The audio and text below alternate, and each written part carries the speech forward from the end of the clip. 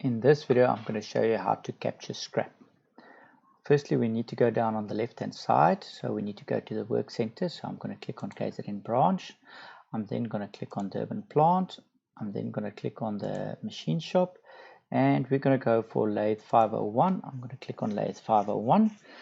We go down to the input. So this is on the work center dashboard.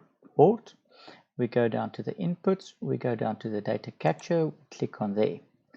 On this screen, we click on the date and we go for the 6th of April. On the operator, we go for Allen, and for the shift, we click on Durban day shift. It will bring up the data capture sheet. So previously we selected the work element. You can see the parts are there.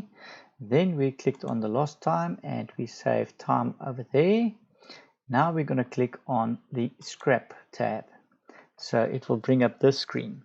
So firstly, you double click on the work element. So we need to decide, is it between part A or part B? We're going to say for part A.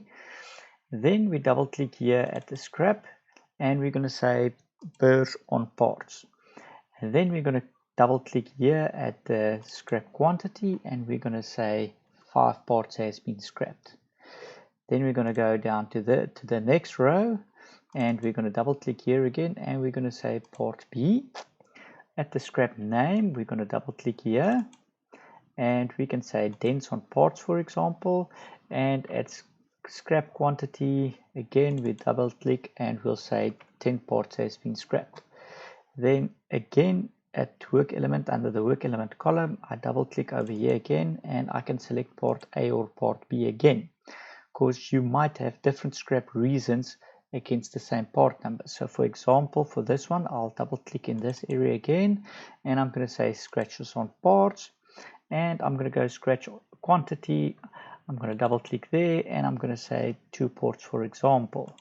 So now you can see the different scrap reasons against the different parts with the different quantities. Then we hit the save button.